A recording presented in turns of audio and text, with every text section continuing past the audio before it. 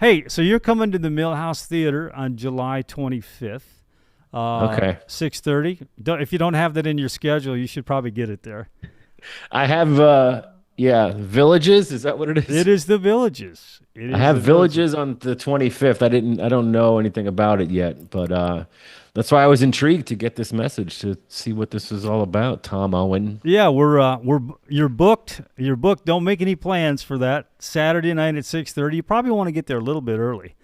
But so anyway, hey, this Northeast sarcasm and Southern charm. What is that?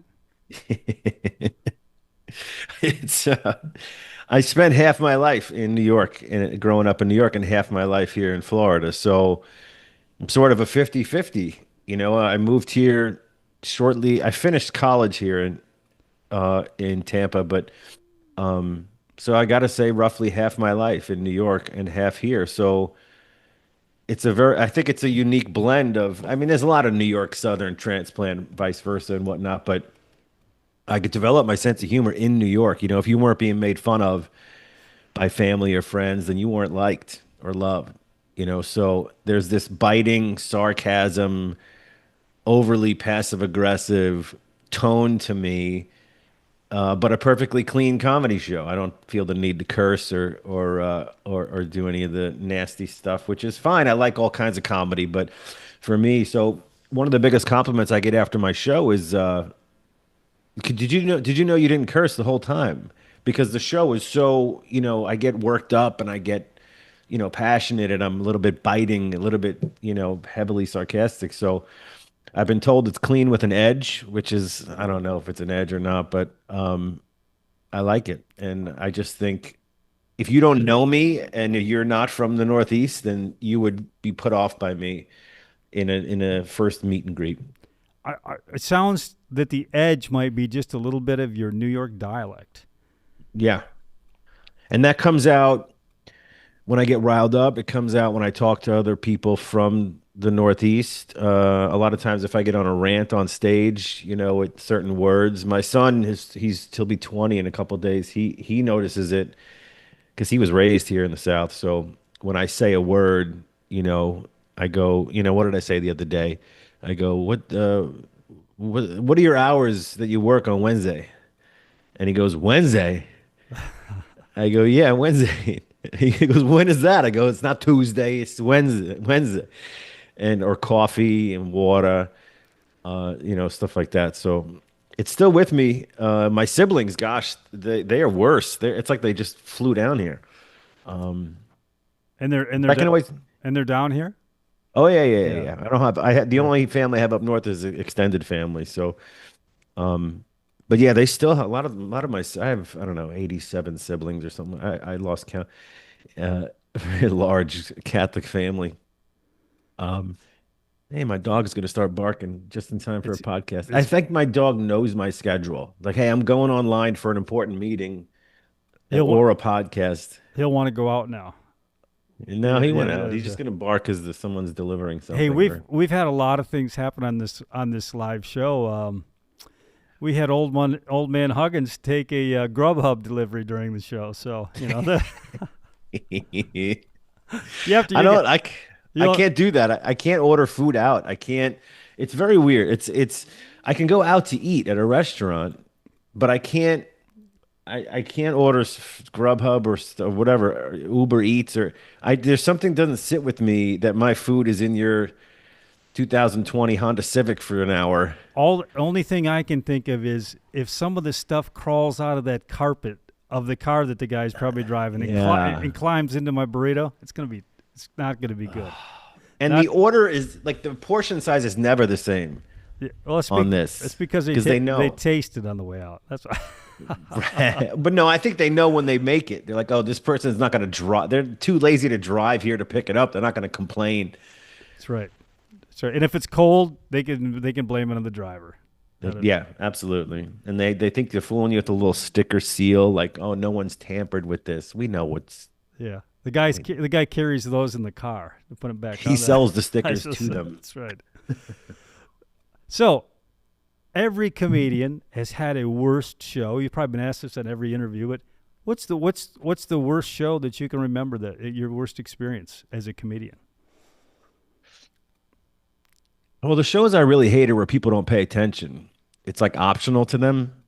Maybe it's and this is more of my younger years of comedy. I would take any gig possible, and it would be, TVs are still on, people are still playing pool, and the manager announces it's comedy time, and everyone's angry, and no one's really paying attention. It's kind of why I don't do outdoor shows a lot, because the outdoor show, comedy is something where you have to have it contained in its own little, bubble sphere, whatever you want to call it. Because you and the audience are going on a ride, and you need everyone to pay attention to every word. They don't have to like everything, laugh at 100%. I know I'm not, you know, not everyone thinks everything I say is hilarious on stage. It's fine. That's why it's an hour-long show for me. But those are the worst shows. I think the worst show is probably me and three other friends were doing a corporate gig. We were doing improv comedy for this CEO and his employees, like 500 employees in a ballroom. And I had just appeared on Comedy Central. So this is 20 years ago, probably 15 years ago. And my ego was huge, and my head was too big for my britches, and whatever the saying is. So we're doing improv, and we're dying. They are looking at us as like we're delivering a speech about World War II or something. It's and so I have two guys up there on stage doing a little improv game, and me and the other guy on the other side. I have him send a note up on stage, and I go, the note says, bring me up to do stand up. I'll wrap this thing up with 15 minutes of stand up. The same stand up I did on Comedy Central. Mention that, big Danny Johnson on Comedy Central. My ego's all, I'm going to save the evening, everybody. And they bring me up, and I tell you that I might as well have not. I might as well have been speaking another language. It was the worst bomb in history. It was so much so that I ended the set. I'm flop sweat. We go out to the hallway to get paid, and this woman's walking towards us with an envelope. She doesn't even say anything to us. She hands us the envelope, turns, and walks.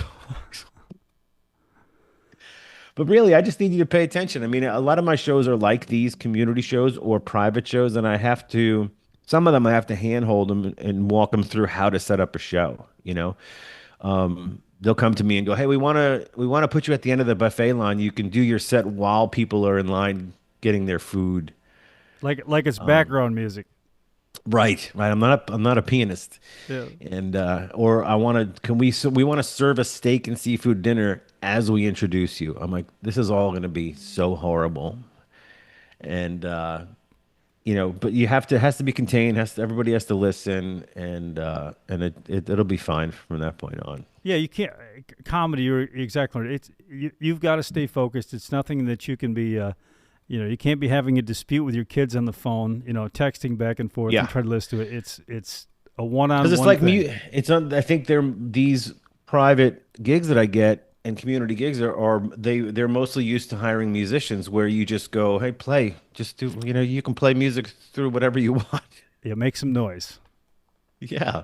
And it's not like, and that's the difference between music and comedy, I think, on stage. It's like if you if you're a musician and you miss a chord or you miss a drum beat, no one notices.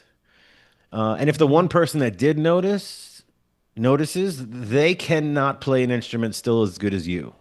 But if I bomb a joke, not only does everyone notice, everyone in the room can also do what I just did.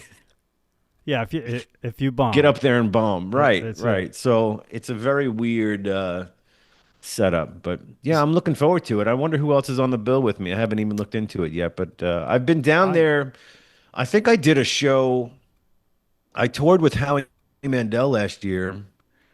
Did a string of Florida shows, and we did something in the Villages at a newer high school yeah auditorium. yeah. There you go. At the Tracy.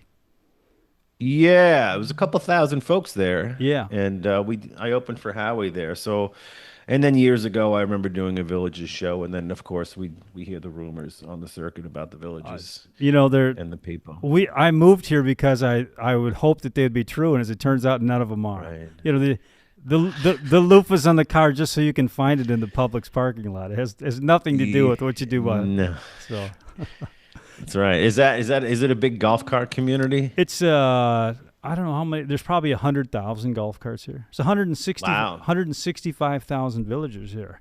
Okay. So I'll have to bring my T-shirts that I yeah, sell.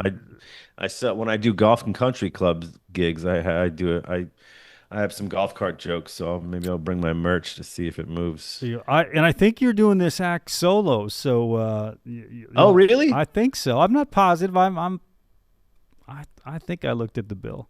So Maybe I don't know. It yeah. could be. I Anyway, don't know. I got it through like a third party booker, so it's good. I don't know, but It's the it's people. close. It's close, and people are going to be really excited to see you here at the Villages. I guarantee it.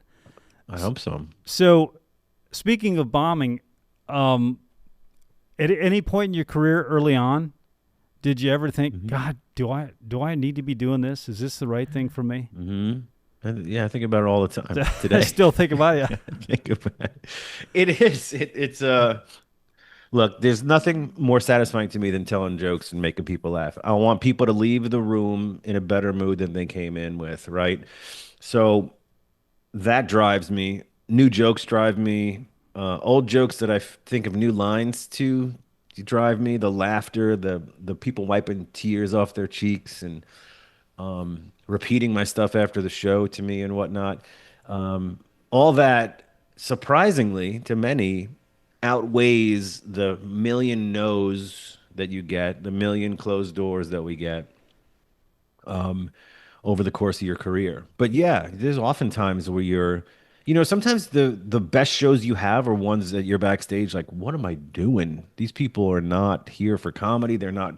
And then as soon as you step on stage, they're quiet and they're laughing and it's the best show ever. So I try to embrace all the moments and just I try to also helps me override that negative self-talk is I'm backstage, I go, this is not about me. This is about them. How can I make their night better? How can I make them laugh, make them forget about stuff for an hour or however much time I'm doing? So, but yeah, that's a great question because it is a lot to overcome in show business. Um, you have to get used to the word no. You have to get used to who are you, prove yourself, even though you've been doing it for so long. And you have proven yourself. It's a pride swallowing business, so to speak. What got you into this? Were you the class clown? Uh-uh. No. Okay. No, back then and today, I'm still an introvert. Most comedians are introverts off stage. They're very quiet. You get often asked off stage, like, "What's wrong?" And I'm like, "I don't know. Nothing's wrong. I'm done. I'm finished. We're soaking it in." But I'll go back to what I said earlier about growing up in New York and growing up in that really large New York loud family on Long Island. You just razzing each other. If you're not being poked fun at or imitated, then you're not part of the family. You're not loved. And then I think if I'm to like really psychoanalyze myself here as a non-doctor, I'm the oldest of five. I grew up, well, now I'm the oldest of nine or 10, but I grew up in a household, the oldest of five, and I feel like my mom was having a kid every year and a half. So you can imagine as a 8 to 15-year-old what the attention that goes to you slowly diminishes over time. It's like the importance of your birthday just keeps getting diminished, right? Yeah. Yeah. It's And just then your parents forget your name, because there's five of us now running around. So I think and I remember imitating relatives, being a fan of Saturday Night Live, reenacting sketches and whatnot, and getting laughs. And I was like, oh, if I had to think about it now, I was getting attention and I liked it. And I liked the power of laughter. I think that coupled with, I've always struggled with my weight my whole life and not feeling confident in myself the way I look. I got girls' attention making them laugh. Everything goes back to women and money. that's it. Women and money. So those two things combined, I was like, oh, well, this is my lane. I have a good eye for comedy, I think, and a good ear, and I like the way that I write. And Is it's stand up just that is stand up your only thing? Are you into sketch at all, or into improv? I've done improv before. It's been a long time. I've never done sketch, but stand up is um I like it. It's you're alone. You're responsible for you. You have your notes, your thoughts, your opinions, your punchlines, tags, how you set it up. You're responsible for the whole production. And if you don't, who's calling me? Oh, my brother. Look at this. So I have this joke in my act. I have one. I'm the oldest of five, right? And my, I have one full-blooded sister. I have three half siblings, and I call them the others. And that's one of the others. Um, I swear to God, I didn't I haven't got a phone call or a text or a message in 3 hours. And you and I sit down for 30 minutes. My dog's going nuts. I can't get the audio to work. My brother needs to call me. Well, Hence there, the name of my comedy special. My latest comedy special is titled Everything Bothers Me. And truly, as I get older, it, Tom, everything, everything. I think that just goes with aging. That we all get bothered over more stuff. You're I'm supposed to let more stuff go, but that's really tough. That's really tough. I'm becoming the get off my lawn guy. I don't even have a Yeah. lawn. That's I live right. in a townhome. That's right. So, what is the biggest misconception that people have about being a comedian? I think you just let one out of the bag that most comedians Yeah, are introverts. for sure. What else other than you get bothered by stuff as you get older?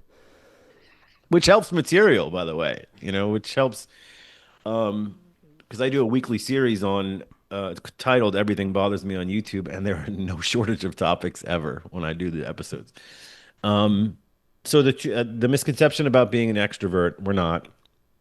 And two, we don't need your material or jokes because That's you get somebody inevitably after every show. Hey, I read this on the internet. You can use it in your act.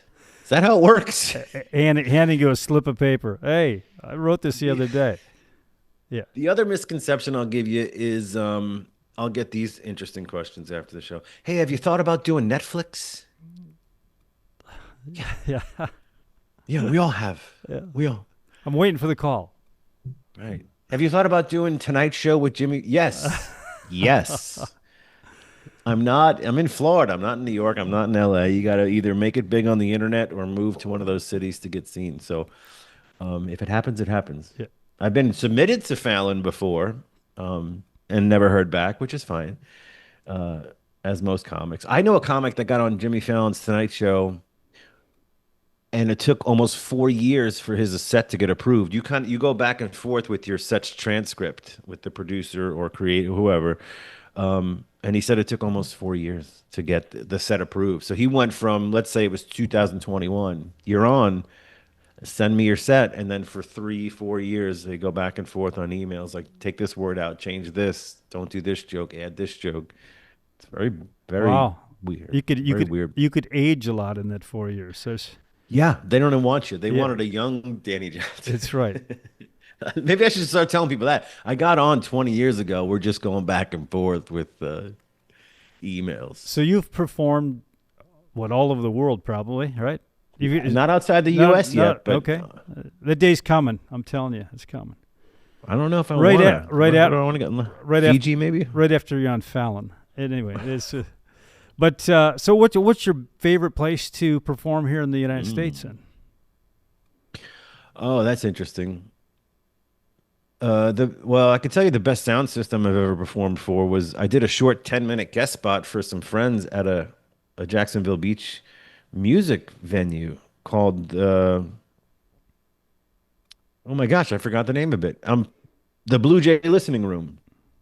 It's called Blue Jay Listening Room, and it's literally the best sound system I've ever used in my entire life. I'm trying to get back in there to have my own show there. Favorite place to perform really is anywhere that wants a comedy show. So it doesn't matter.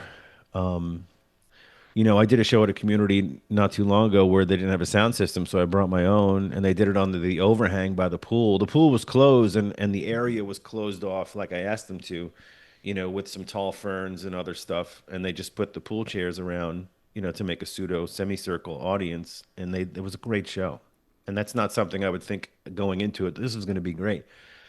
But as soon as they couldn't wait for me to start. They're like, start now, start now. I was there, early setting up. And I was like, so pretty much anywhere that wants to have a comedy show and listen and enjoy. I love the audiences that let me play around with an idea. So if someone in the audience happens to say something which I'm not a fan of out loud, that kind of brings up a topic that I don't have a lot of jokes on, but I want to explore it. If they let me give me a little leeway to be creative and kind of find the funny, if it might take a few minutes. Those audiences are great because that's how we develop new bits sometimes. And it kind of goes into the art of the live performance, and this is real time, and no, I've never even said these words before. This is not pre-planned. This is just me exploring this topic. So I love those kind of audiences, if that makes sense. Have you ever had a joke that's taken like years to perfect, or years for you to feel comfortable about telling it?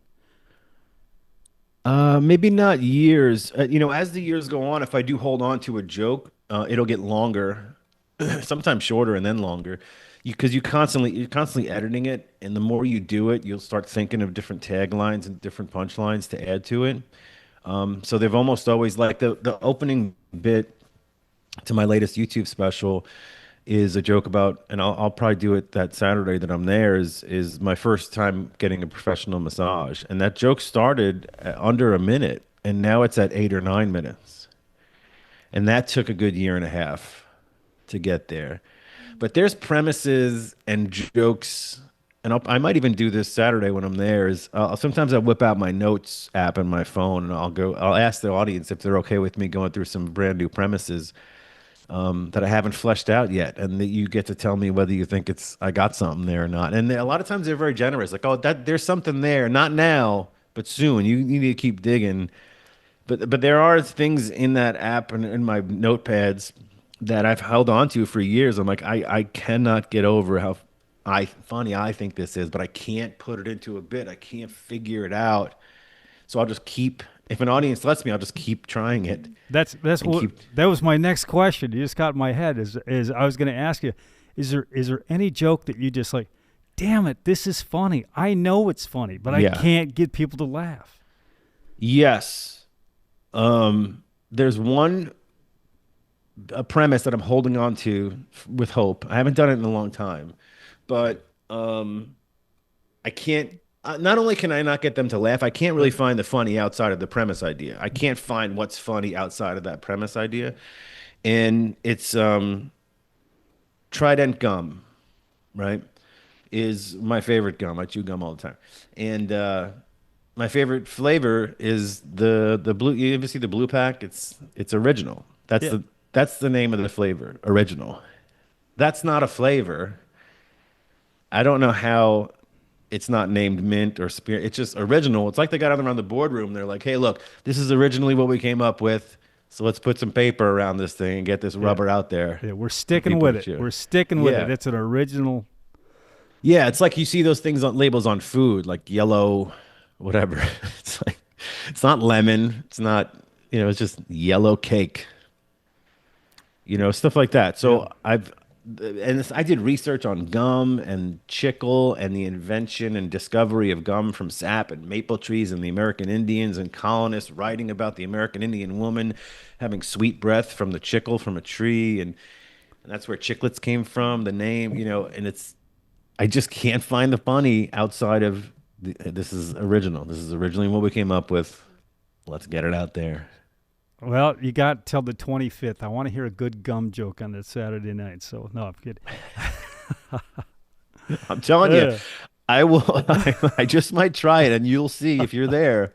You will see it I'll be eat a, there. a I'll be horrible there. death. I'll be there. So do you write for anybody else or just yourself? My friends and I have a few trusted comedian friends that we write for each other. And the way it works with comedians, at least in my circle, is you come up with the premise. This is what I got. What do you guys think? And then whoever, the stuff that's added to it by your buddies is then yours. They don't take the premise that, you came up with the idea. They're just adding to it, changing it. Have you thought about coming to it from this angle? But what I try to do, but I don't specifically write for somebody else. I think that's tough to do outside of musical parodies. But what I've been trying to do with comedy is, and this I don't know if this is interesting to your audience or not.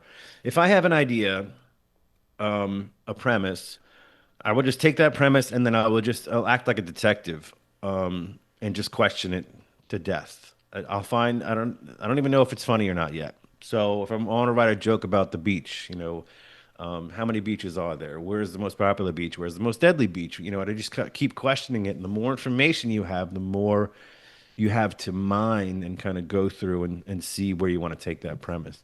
And don't the topics somewhat have to be broad enough so that people can relate instead of just a small part of the audience relate? Yes and no. So yeah, so a good chunk of stuff, the more generic, more relatable stuff will go over at a wider spread. But if you can bring people into your world of nuance, then you can tell it pretty much any joke. If you collect whatever, Yeah. if you collect kites, Yeah. and you and Yeah.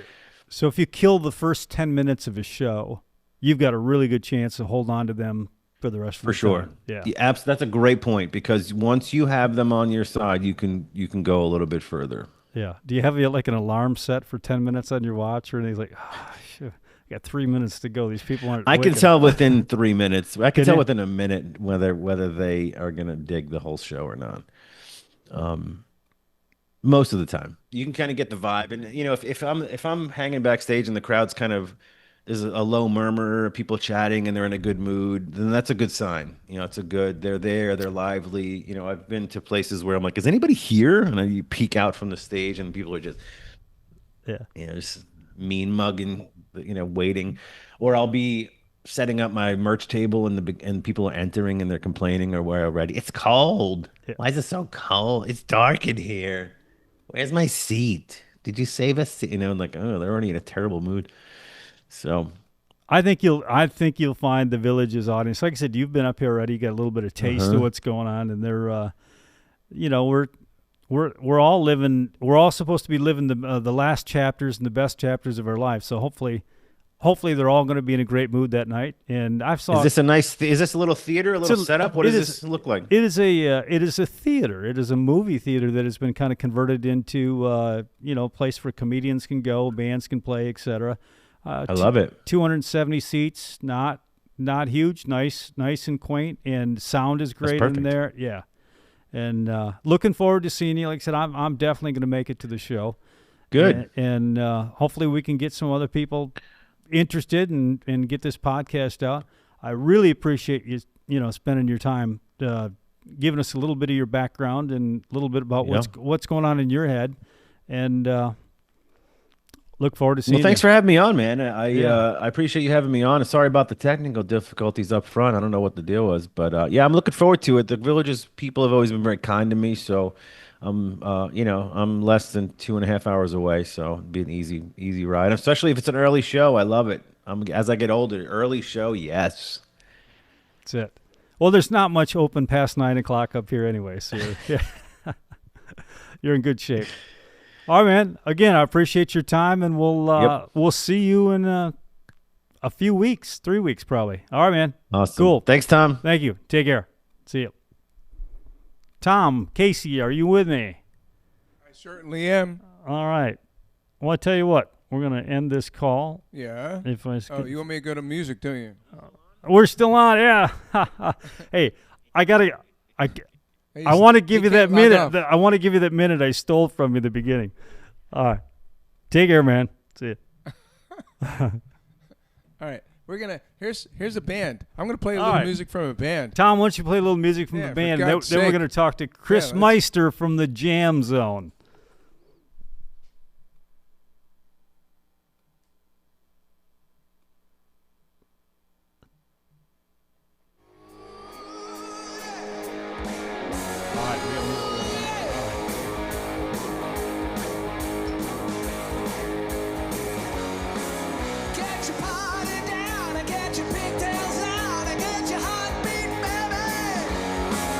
Got my time in right, I got my act all tight.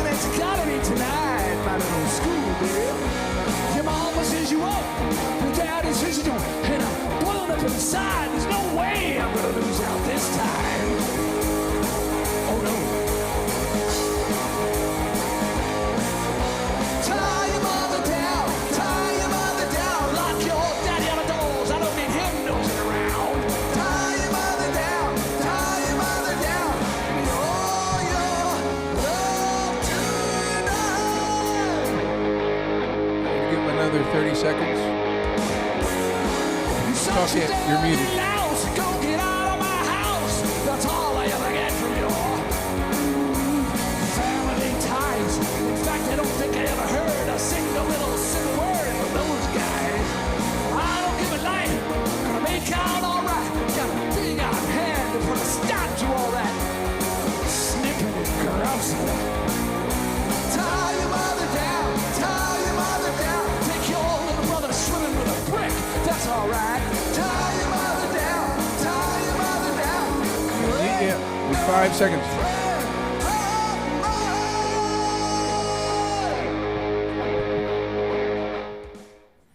All right, and we are back. It was a good conversation with Danny Johnson. Be sure and get tickets for Danny Johnson. He's going to be at the Epic Theater. You can get your tickets through the Village's box office. That's July 25th at 6:30. I'm definitely going to be there. And you want to see a little more stuff about Danny Johnson, go find him on YouTube. He's got some extremely funny videos out there. He is a good, clean comic, and your belly will hurt. It's going to be a great show. So next I got with me here Chris Meister, and Chris is from the Jam Zone. How you doing?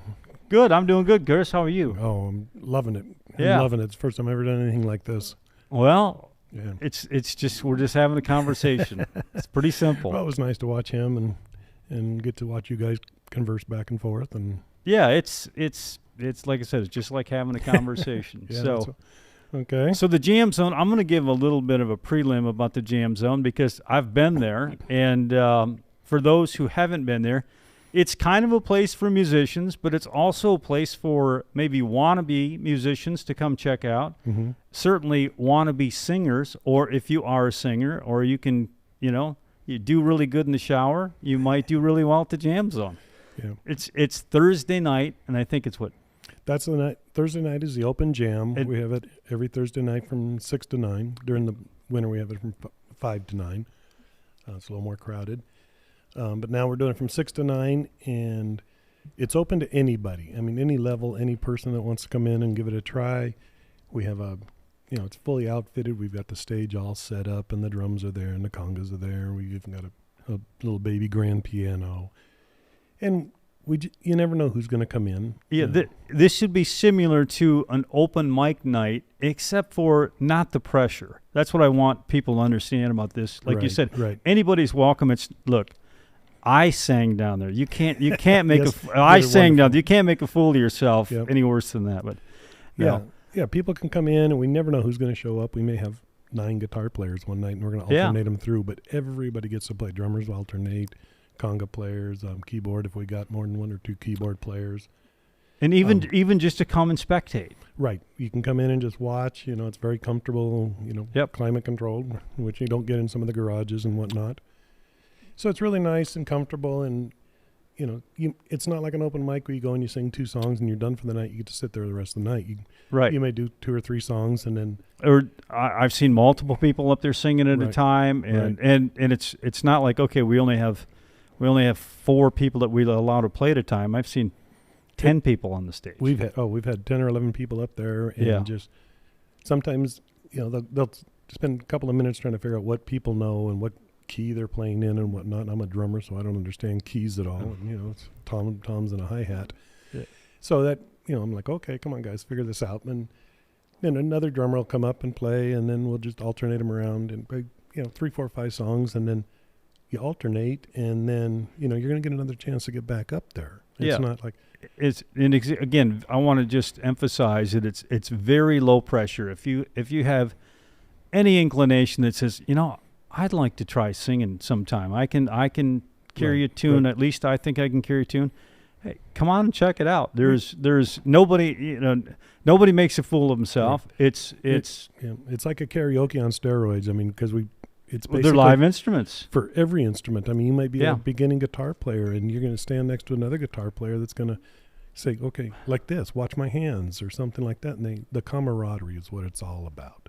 Yeah. Everybody helps everybody. And that's the whole thing that people, if you're not a musician, a lot of people don't understand that it is not a competitive thing. right. It is a working together type thing, and you may find somebody who you might learn something just watching, or you might say, you know what, I'd like to try the bass guitar. And a lot of people do try things that they've Yeah. never done before. We've had harmonica players, bagpipe player. We've had a gentleman came in, he had an Oriental one-string guitar thing with a bar on it, and it was wonderful. Nude Bowie, we had him on the show. Yeah. And we've had saxophone players that would come in, and we've had somebody who was just driving from southern Florida to go see his mom, and he saw the information on the web pages and stopped by and played for like half an hour, had a wonderful time. And I think also you might find people of the same, in the same place that you are. That there's probably, has there been any bands formed yet out of there? a lot. We've had dozens of bands have formed. We've had bands come in and rent the space. We've had an organization come in and rent it for like 3 weeks straight to try and get together for a show. We've had numerous bands come in there, and people use it for rehearsal during the week. So Thursday night's jam night, it's open night, but then the rest of the time it's open for teachers, instructors. We've had instructors that come in there and say, hey, I've got a young man that wonderful voice, but he can't move. So he says, can I borrow your stage? And he takes him up there and kind of moves him around, shows him how to put a little limberness into himself, and let the kid get a little bit of a feel for it. We've had people come up and say, I've played my whole life. I've never played with a drummer. I want to try playing with a drummer. And I know people who have played their whole life who are actually really good, but never played with any other person playing an instrument. And we get that. It's a shyness type thing, and they've probably been told that you sound much better in the closet or much better in your bedroom, and they stayed there forever. But this is a good place for them to take and, again, find like-minded people. Right. And like I said, I knew you had to have some bands that formed out of there, because for when I was there, it's like, oh, I could see that easily, because that's one of the things down here with a lot of our guests on the show.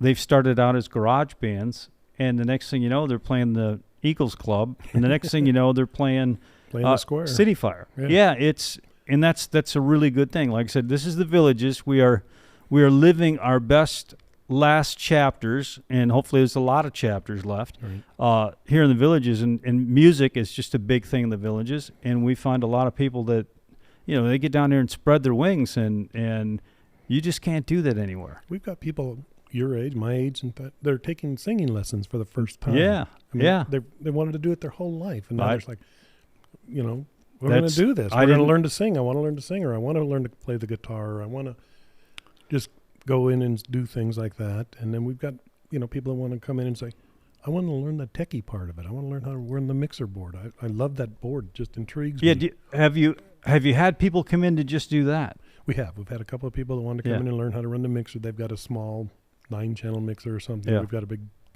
32 or whatever it is. And it's intimidating. You look at this thing and like, holy moly, look at the stuff that's on here. What does this do? What does that do? What does this do? And you can try it. Or you'll have someone that comes in and wants to, I sing, but I don't sing that well. And we'll go on the mixer board and we'll dial them into some highs and some lows. And we're like, I sound good. Yeah. Well, it's like I said, it's a very fun thing to do. Mm-hmm. And again, it's not intimidating. You might be intimidated before you get there. Mm-hmm. But once you're there, it's a very relaxing place, and if you need a few to loosen up, I think that's probably allowed. Yeah, you have to bring your own. Yeah, BYOB. But but we have a beautiful backdrop. We've had some people do photographs and headshots, and they want to do a picture of the 5 of them standing up there with their instruments, and we've got it's a beautiful looking stage, and we've got a nice equipment. Yeah, if you're an instructor, whether it be teaching somebody piano or teaching somebody voice lessons, those kind of things, the Jam Zone also would be a great place if you need a place other than where you're doing it now to do that. It's really nice to not have to have them come to your house or something like that.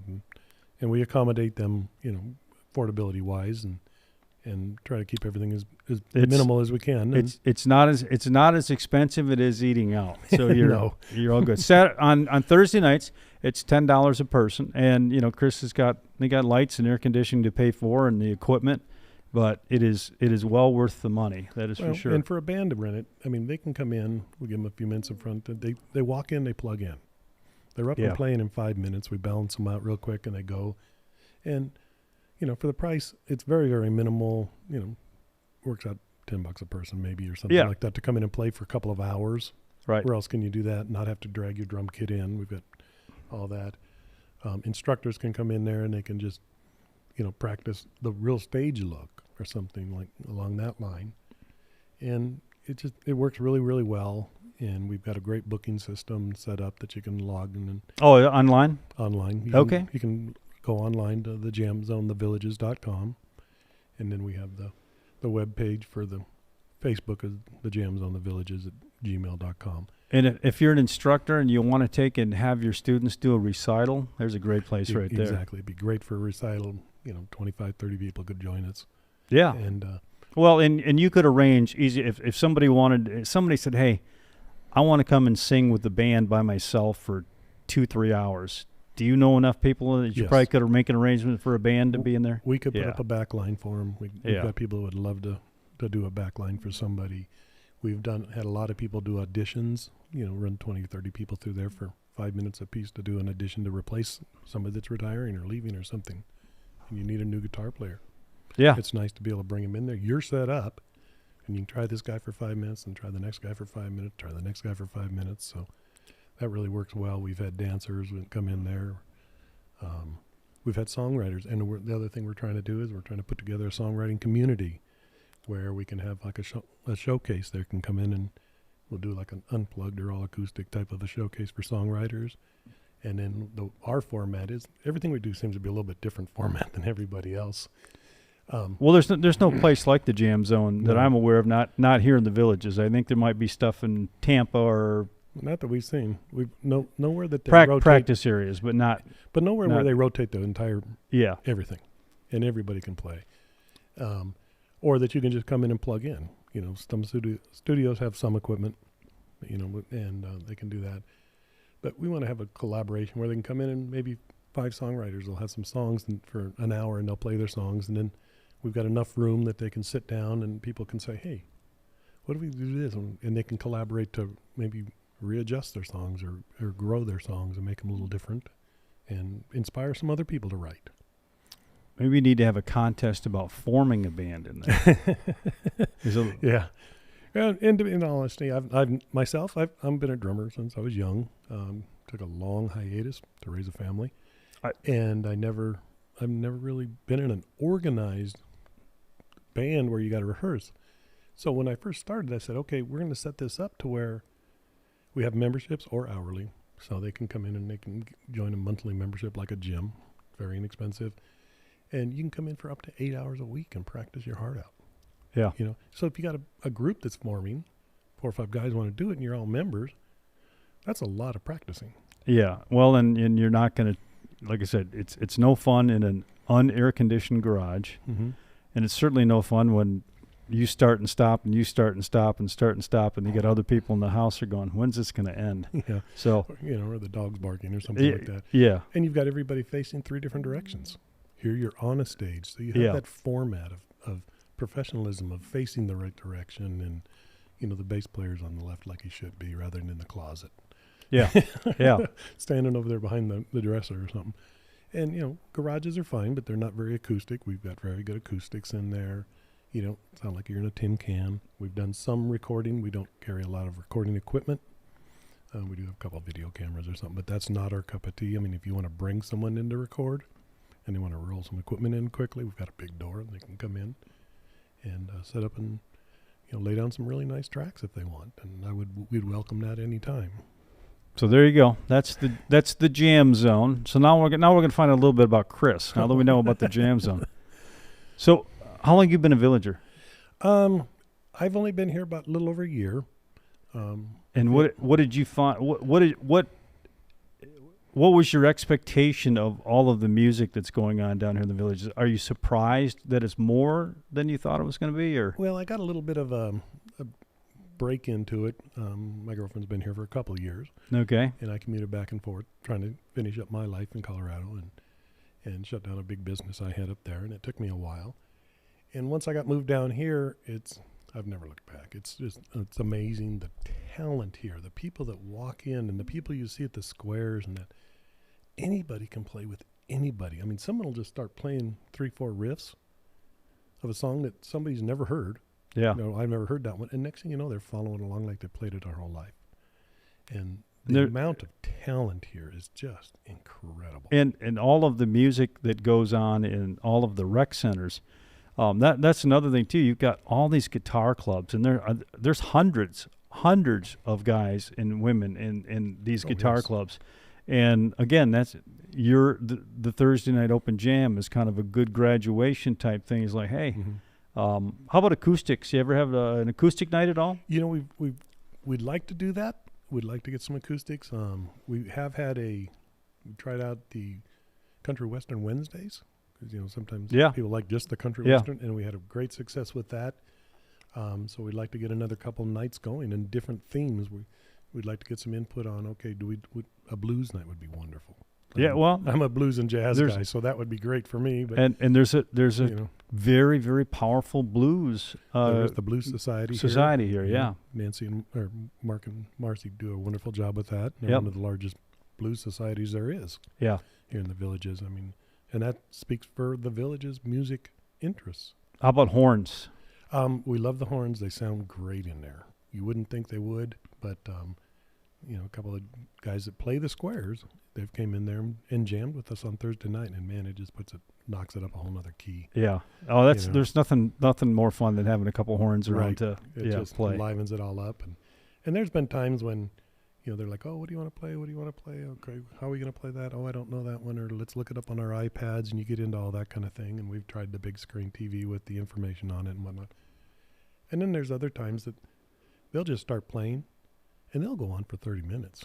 And they'll alternate. They'll kind of look at the bass player and say, go for it. And he just goes for a minute or two, and it just flows and just flows. And we've actually had people come up and join in and walk off, and this guy will be singing for a little bit, and he gets done, and it never even breaks. And then other times we have 2-3 minute breaks in between trying to figure out what to do. So it's very. I try not to dictate it. Well, it's very casual, right? And that like I said, just let it flow on its own. And some nights are better than other nights, and some nights are just flow like crazy. We'll play, and 9 o'clock will roll around, and nobody wants to stop. Are you going to stay on full through the summer? Yes, we are. Okay. I'm going to be gone the month of August. I'm going to go do a little trip, but I've got a couple of people that will be running it for me and helping me out, and I've had some great input and help from other people. Sam Morian is great. He's been a professional doing this his whole life, and he's great with the mixer, and we've had some people help with the websites. And I'm sure you would.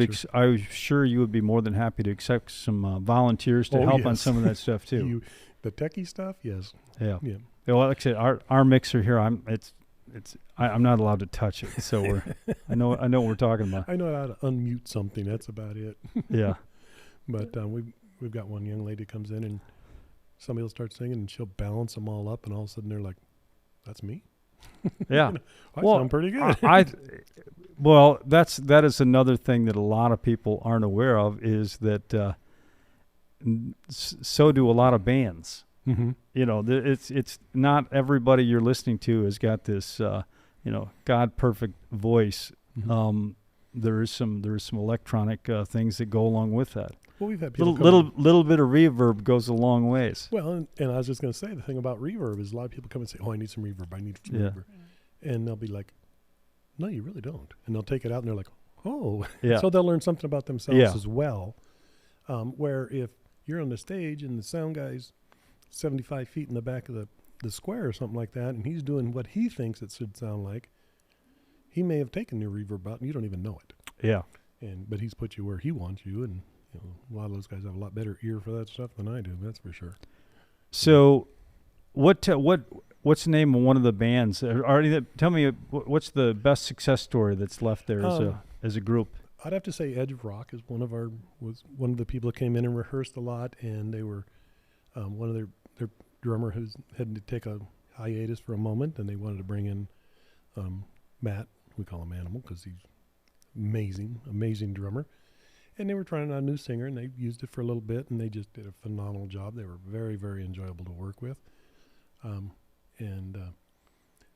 couple people have tried to get together, some other different groups and whatnot, and it's just been great. I mean, we had a lot of people in there. We've had a lot of people come through there, a lot of singers, and then they'll come 3, 4, 5 times, and they'll say, it's not really my cup of tea, and, it's not very organized.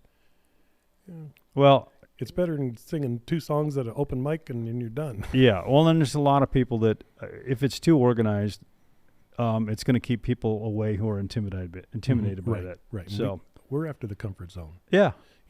Well, it's about having fun. That's what it is. At the end of the day, it's no pressure. It's about having fun. Yeah, we do not stop in the middle of a song because somebody missed something. We just keep on rolling. That's it. So, like I said, I want to make sure everybody clearly understands who's ever had any interest or, man, I'd sure like to try that. I'm afraid to try it. Go try it, or at least go watch. Yeah. And if you go watch, you can see that, hey, this is a no pressure thing. Maybe I'll fit into this, maybe I won't. But what a great place to try it, because you try. Hey, look, people can go up to open mic night, and they might find out they're awfully afraid of people in the audience. Here it's a nice comfort zone, and not a big deal. Well, and we've had people come in and say, I just wanted to check it out, see what it was. I didn't bring my guitar, or I didn't bring my bass. And we're like, there's a bass over there. You're welcome to it. And they'll pick up another bass they've never even played and play for 15, 20 minutes and have a good time. And wow, I didn't think I'd get to play tonight. Yeah. There's no sign-up sheets, as far as that goes. And we sign up because we keep track of all of our rights and rules and all that type of stuff with ASCAP and everybody. We want to play by their rules. So we keep track of all that. But other than that, we really don't dictate what goes on. And if somebody wants to come in there and film their wife singing or something, you don't have an issue with that either. No, not at all. Yeah. Not at all. Or somebody wants to come in and, practice for a recital and they want it all to themselves for an hour. Yeah. I don't have a problem with that.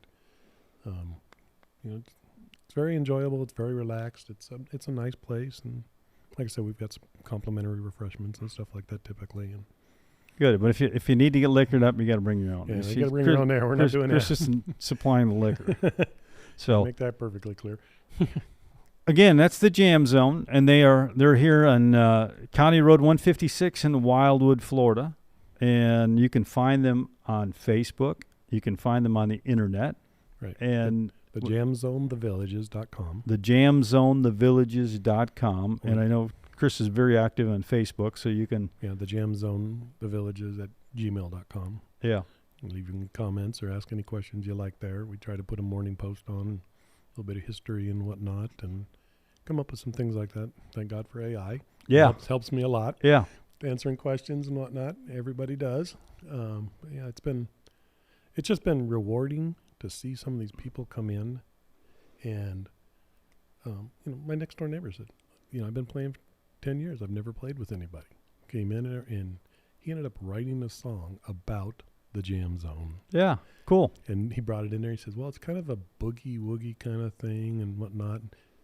So he started playing, 5 bars in.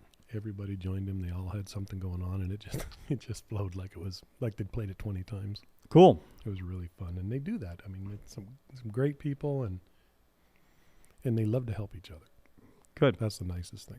We've got just a few minutes left. I just want to take and be sure and get you that information again about Danny Johnson. Danny Johnson is going to be July 25th at the Epic Theater. You can buy your tickets through the Villages box office. That is another great show by Wand Presents. Ken DeWand and Michael C. Anthony, they just do a phenomenal job of bringing shows into places here around the Villages. Also wanted to give you a little heads up. We are not taking the month of July off, but we will not be doing any live shows the month of July. Tom and I, we've been talking about this. We're going to be hammering a lot of nails. We are building a new and improved studio. For any of the musicians that have been in here, we've had just tons of compliments about our studio. If you like this one, you're going to love the next one. It's going to be twice as big. Our podcast is going to get rolled into VTVFL, and you'll still see the podcast on YouTube.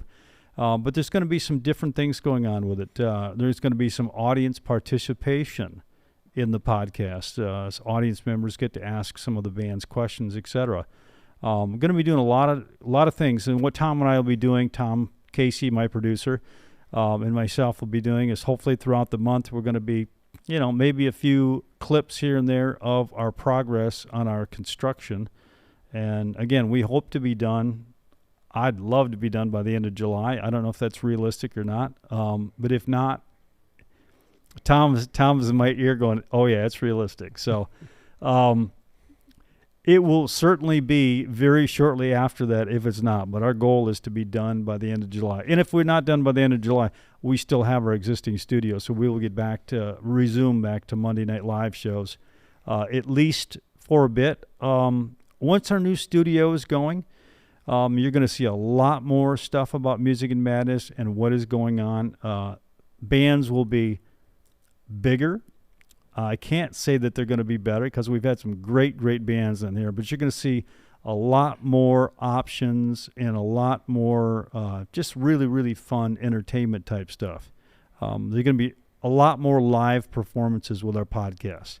So, again, appreciate everybody watching and appreciate everybody, tuning into all of our Music and Madness stuff, but you're going to like Music and Madness 2.0, I guarantee it.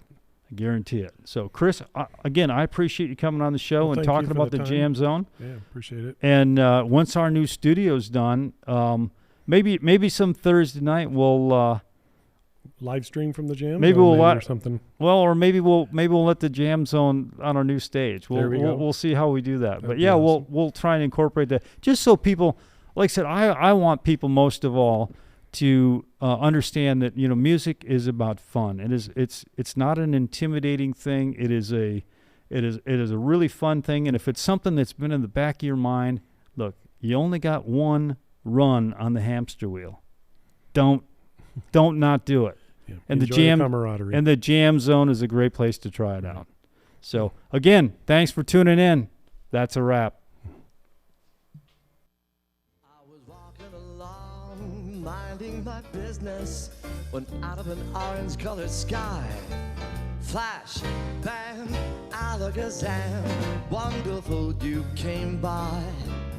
I was humming a tune, drinking in sunshine, when out of that orange-colored view, flash, bang, alakazam, I gotta look at you. One look and I yell timber.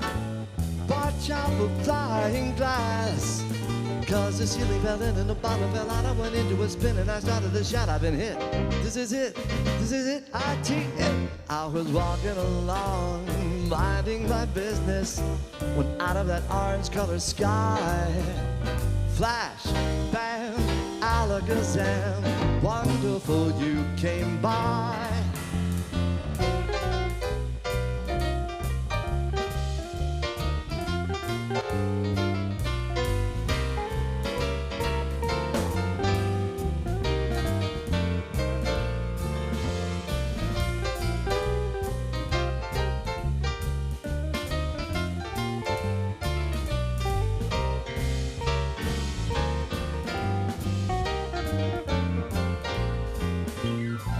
Looking at yell timber, watch out for flying glass, 'cause the ceiling fell in and the bottom fell out. I went into a spin and I started to shout, I've been hit. This is it, I-T-It. I was walking along, minding my business, when out of that orange-colored sky, flash, bam, alakazam, out of an orange color, purple stripe, pretty green polka dot sky, flash, bam, alakazam, and goodbye. Wow, I thought love was much softer than that. What a most disturbing sound.